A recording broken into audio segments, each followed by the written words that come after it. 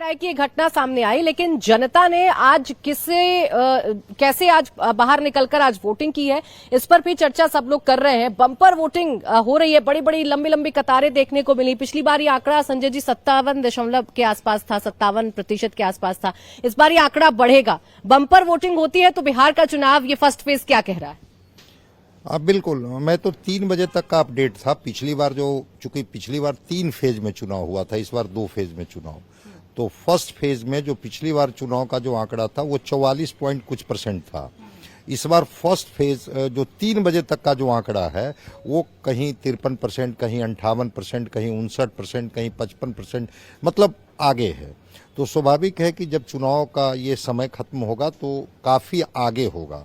नहीं, ये तो बतलाता है कि लोकतंत्र मजबूत हुआ है, अवेयर हुए हैं लोग, और अवेयर जब हुए हैं तो वो अपने अधिकारों के प्रति सजग हैं, सचेत हैं, और उनकी उपस्थिति है बूथों तक।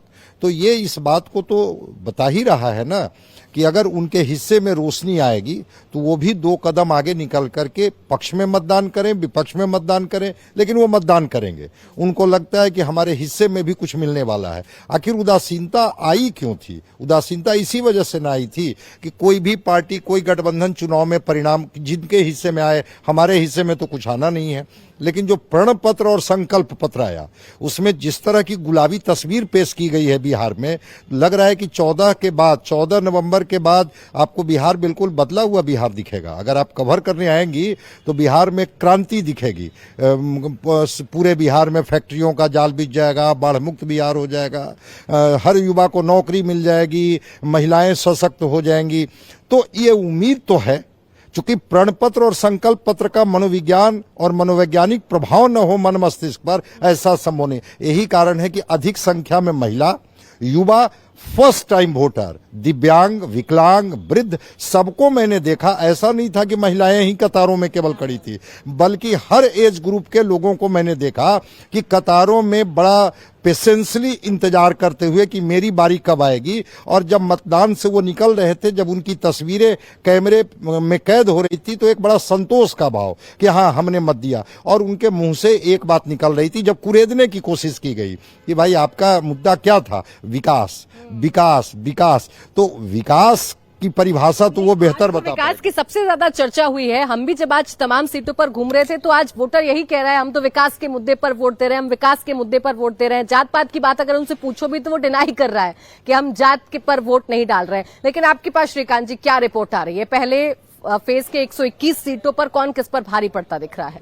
देखिए, शाहाबाद में तो महागठबंधन पहले से भारी था ही, और केवल एनडीए के खाते में 2 ही सीटें थीं। उपचुनाव में एक और सीट आ गया तरारी का, तो 3 सीटें एनडीए के खाते में थी, बाकी तो महागठबंधन के खाते में ही सीटें थीं।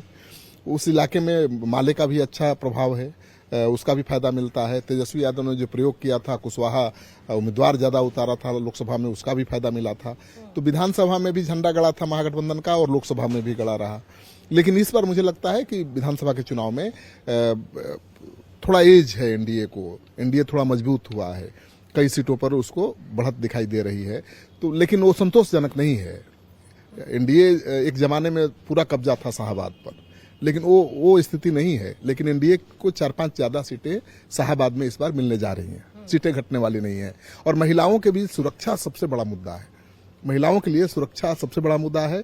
और जंगल राज का जो नैरेटिव है वो बहुत मजबूत दिखाई दिया आज। आप कहीं भी महिला वोटरों से बात कर लीजिए तो उनको ज्यादा विकास और दूसरे मुद्दों से कम मतलब है, उनको अपनी सुरक्षा से मतलब है। और वो कह रही है कि सुरक्षा मिली है और निर्भीक होकर के रात में भी घूम सकती हैं। 10,000 वाला मुद्दा चला क्या? बिल्कुल, 10,000 वाला मुद्दा बहुत काम कर रहा है ग्राउंड लेवल पर। और तेजस्वी यादव ने भी जो बड़े बड़े ऐलान कर दिए हैं, तो उनके समर्थकों में वो उत्साह भरने वाला है। तो उनके समर्थक भी बहुत हाई वोल्टेज चार्ज है, मुझे लग रहा है कि बहुत चार्ज दिख रहे हैं, बहुत उनमें जोश है। तो कांटे की टक्कर है, और हार जीत 2000, 1000, 1500, 2500, 5000 से कम सीटों वोटों से हार जीत होगी शाहाबाद के कई सीटों पर, मुझे लगा आज।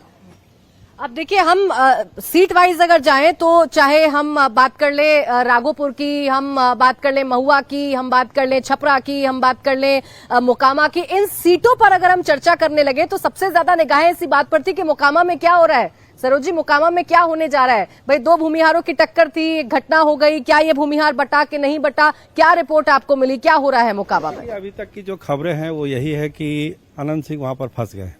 इसकी वजह सबसे बड़ी है कि जो दुलारचंद वाली जो घटना हुई है, उसके बाद जो धानुक वोटर है, जो कैंडिडेट हैं जनसुराज के, पीयूष जी, वो वोट जो अनंत सिंह को जिताता था, वो वोट कंप्लीट जो है जनसुराज को चला गया और यही सबसे कमजोर कड़ी उनकी हो गई। दूसरी बड़ी बात, एक लोकल प्रत्याशी, एक ऐसा प्रत्याशी जिसको लोगों को वहां का लगता है कि ये अनंत सिंह के खौफ से, आतंक से हमको बचा सकता है, सूरज भान, तो एक अट्रैक्शन वो भी था। और जो धानुक वोट माइनस हुआ है, ये कहीं ना कहीं कमजोर कर रहा है अनंत सिंह को। और अभी तक की जो खबरें हैं, 3-4 बजे तक की खबरें जो हम लोग ले चुके हैं, हमको लगता है कि ज्यादा बढ़त जो है वो बीना सिंह को ही वहां पे है, बीना देवी को।